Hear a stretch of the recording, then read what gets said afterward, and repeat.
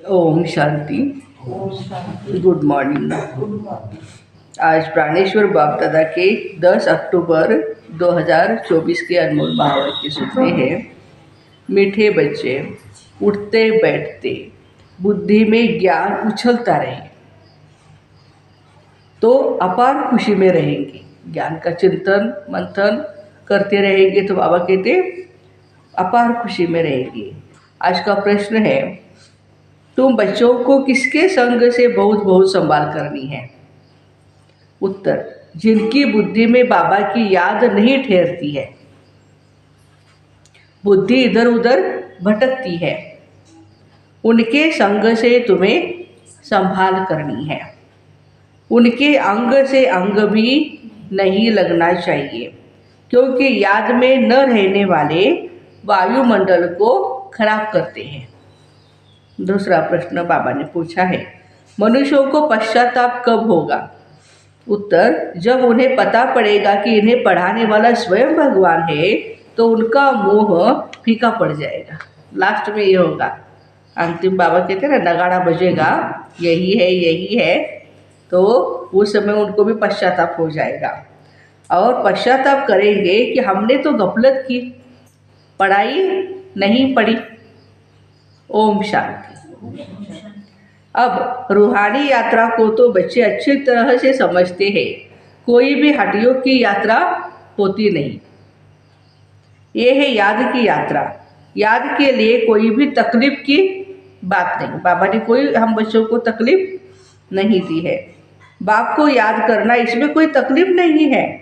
यह क्लास है, इसलिए सिर्फ कायदे से बैठना होता है। तुम बाबा के बच्चे बने हो, बच्चों की पालना हो रही है। कौन सी पालना? खाने पीने की, वो तो है ही, वो तो हो ही रही है, लेकिन अविनाशी ज्ञान रत्नों का खजाना मिल रहा है। बाप को याद करने में कोई भी तकलीफ नहीं है, सिर्फ माया बुद्धि का योग तोड़ देती है। बाकी बैठो भल कैसे भी, उनसे कोई याद का ताल्लुक नहीं है। बहुत बच्चे हटियोग से 3-4 घंटे बैठते हैं, सारी रात भी बैठ कहते ना नाइट भट्टी कर रहे हैं, तो जा कर के योग करते हैं। आगे तुम्हारी तो भट्टी थी, वह बात और थी। वहाँ तुमको धंधा दौरी तो था नहीं, इसलिए यह सिखाया जाता था। उस समय 14 साल की जो भट्टी हुई, तब सेवा का कोई इतना विस्तार नहीं था। तो बाबा कहते हैं कि याद का उस समय इसलिए ये सारा सिखाया जाता था, धंधा धुरी वगैरह नहीं था इसलिए। अब बाबा कहते हैं तुम गृहस्थ व्यवहार में रहो, धंधा धोरी भी भल करो, कुछ भी कामकाज करते बाप को याद करना है। ऐसे भी नहीं कि अभी निरंतर तुम बाप को याद कर सकते हो, नहीं, इस अवस्था में टाइम लगता है। अभी निरंतर याद ठहर जाए फिर तो कर्मातीत अवस्था हो जाए।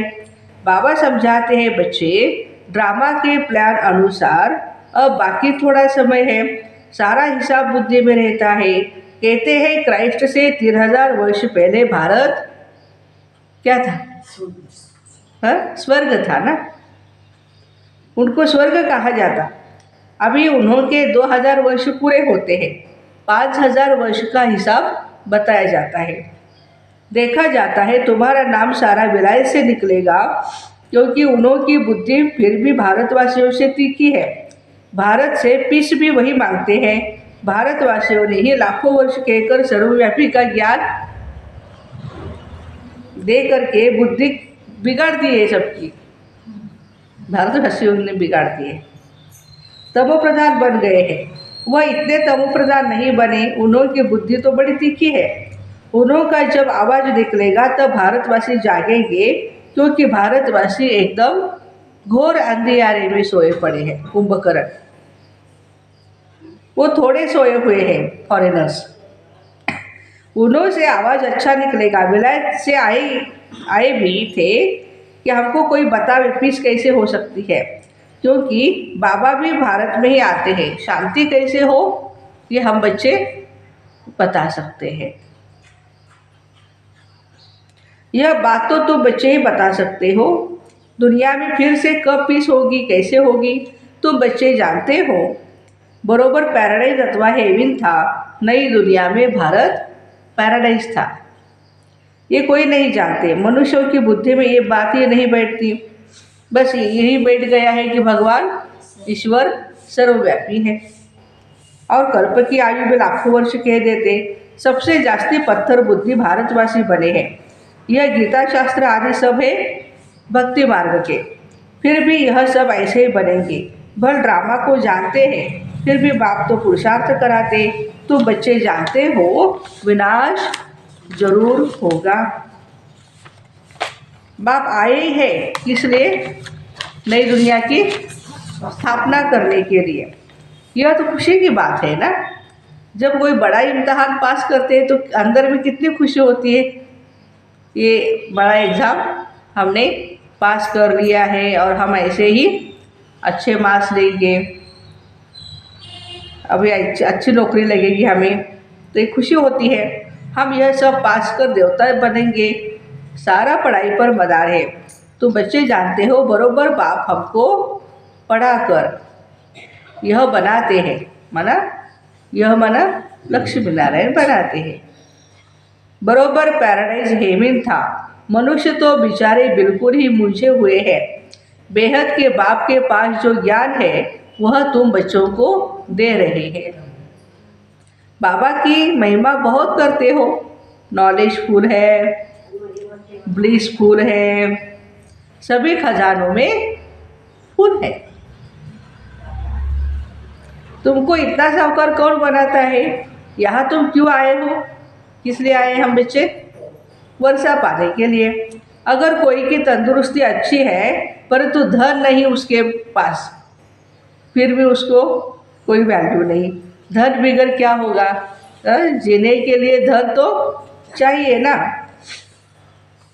ये कारखाने हैं, देखो उनको इतना नशा रहता है।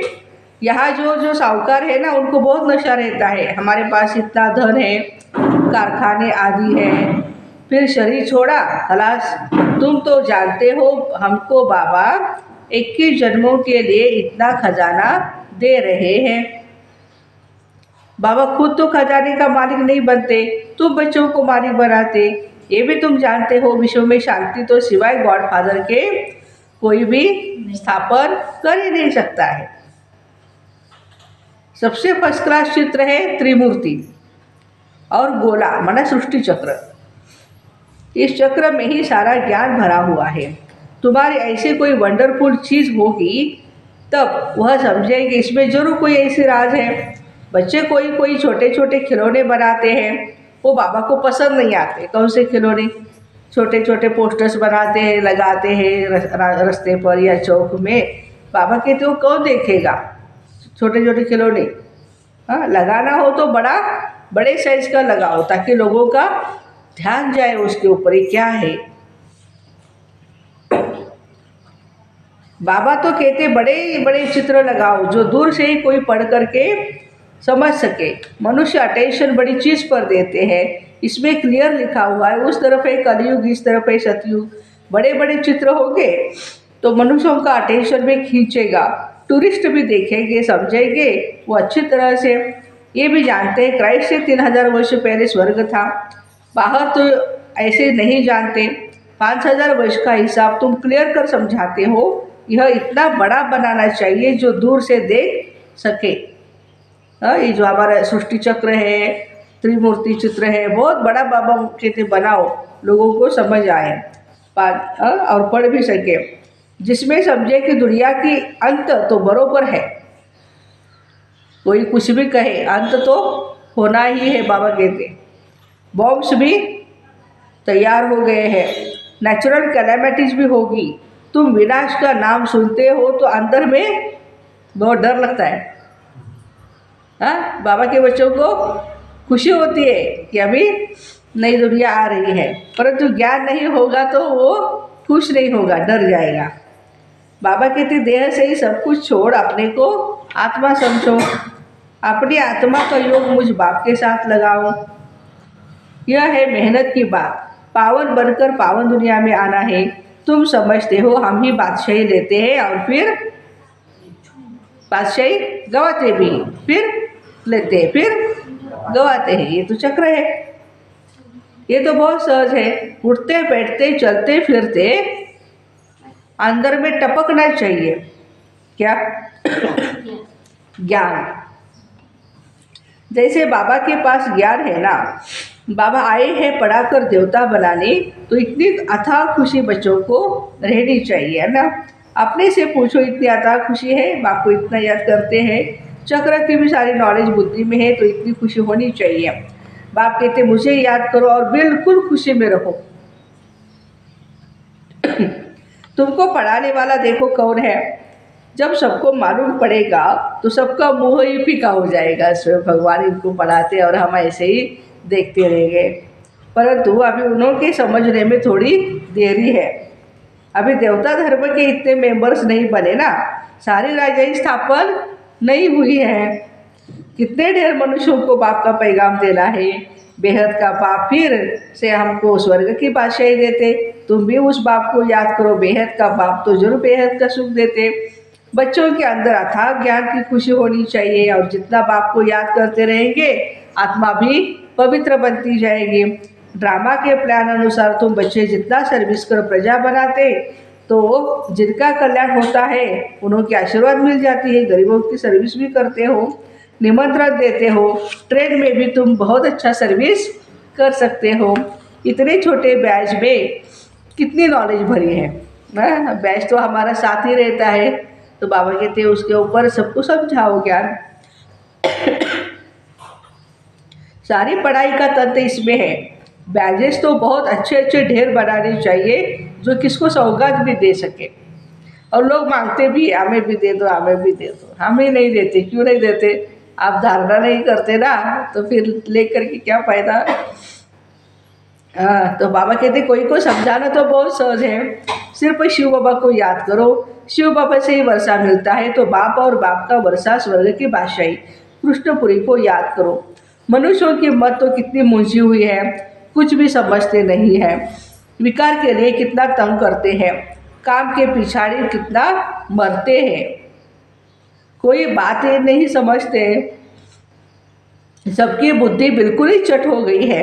बाप को जानते नहीं, ये भी ड्रामा में नूज है। सबकी मेंटल ही खलास हो गई है। मेंटल ऑफ हो गई है, खलास हो गई है, मानसिक शक्ति खत्म हो गई।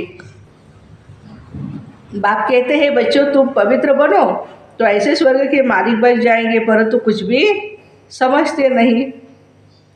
आत्मा की ताकत ही सारी निकल गई। कितना समझाते हैं, फिर भी पुरुषार्थ करना और कराना है। पुरुषार्थ में बच्चों को थकना नहीं है, हार्ट फेल नहीं होना है। हार्ट फेल माना दिल शिकस्त, या चलते चलते नाराज हो जाते हैं बच्चे। इतनी मेहनत की, भाषण किया, एक भी नहीं निकला। कभी कभी ऐसे होता है ना। इतने लोगों के सामने भाषण करते फिर भी आते नहीं, कोर्स नहीं करते, तो मायूस होते हैं बच्चे। बाबा कहते नहीं, तुमने जो सुनाया उसे जिसने भी सुना उस पर छाप तो लग गई। पिछाड़ी में सब जानेंगे जरूर। तुम बीके की अथाह महिमा निकलने वाली है, परंतु एक्टिविटी देखते हैं तो जैसे एकदम बेसब्जी की।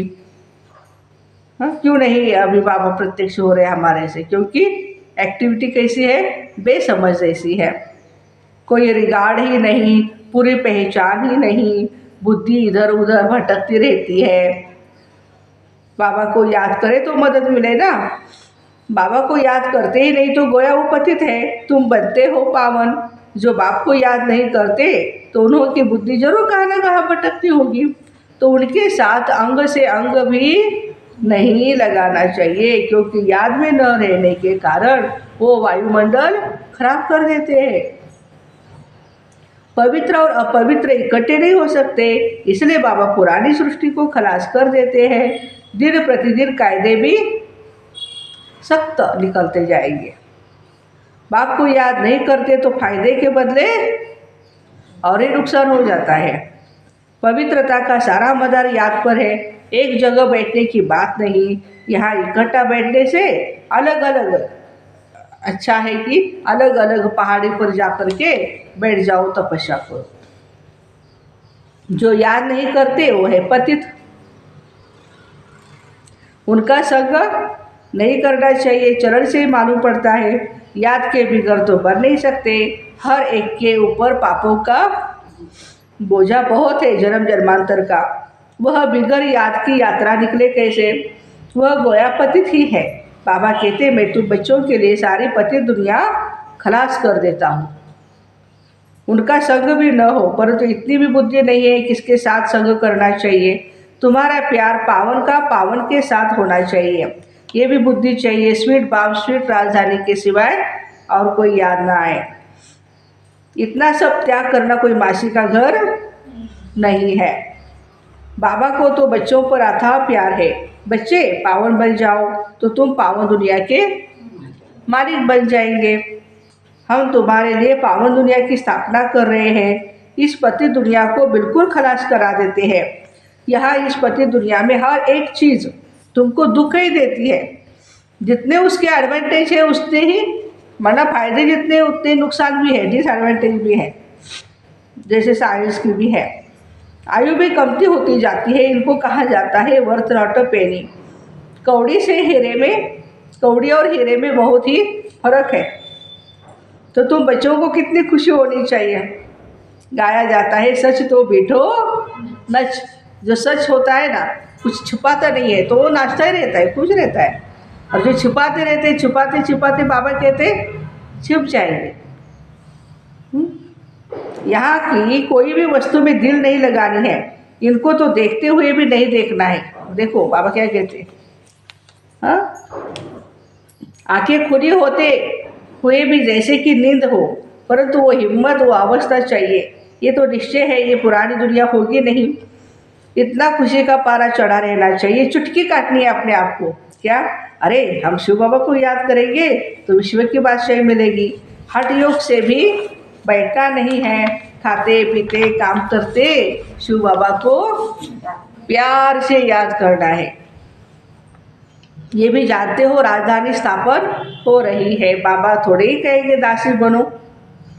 इसने कहा, किसी को बोला हाँ आप आओ दासी बनो आप, किसी को नहीं। सबको बाबा राजा बच्चे करते रहते हैं।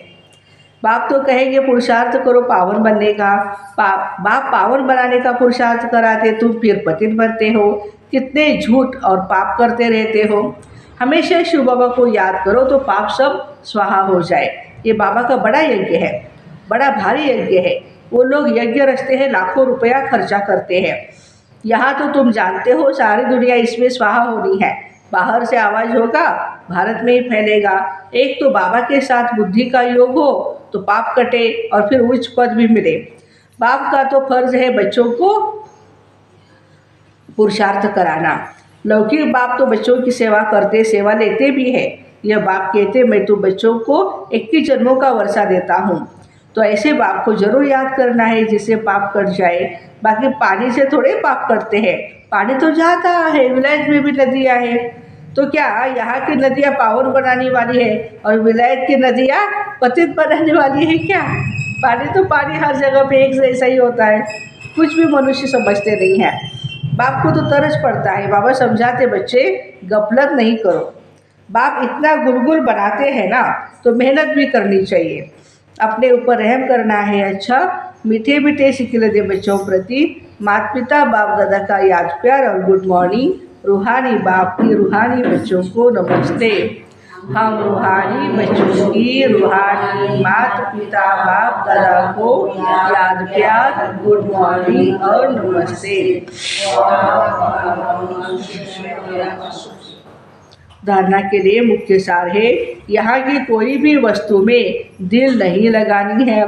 देखते हुए भी नहीं देखना है।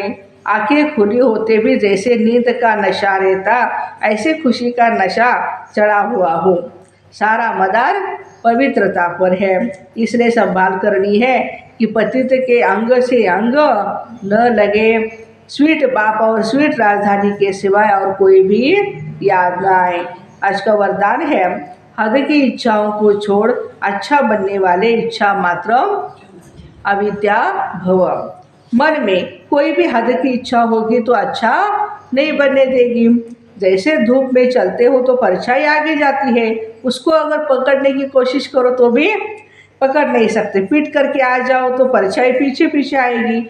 ऐसे इच्छा आकर्षित कर रुलाने वाली है, उसे छोड़ दो तो वह पीछे पीछे आएगी। मांगने वाला कभी भी संपन्न नहीं बन सकता। कोई भी हद की इच्छाओं के पीछे भागना ऐसे है जैसे मृग तृष्णा। इससे सदा बचकर रहो तो इच्छा मात्र अविद्या बन जाएंगे। स्लोगन है, अपने श्रेष्ठ कर्म व श्रेष्ठ चलन द्वारा दुआएं जमा कर लो तो पहाड़ जैसी बात भी रुई के समान अनुभव होगी। तो ऐसे हद की इच्छाओं को छोड़ अच्छा बनने वाले इच्छा मात्रम अविद्या भाई बहनों को ओम शांति। Have a nice day. आज सतगुरुवार है, प्यारे बाबा को भोग लगाते हैं।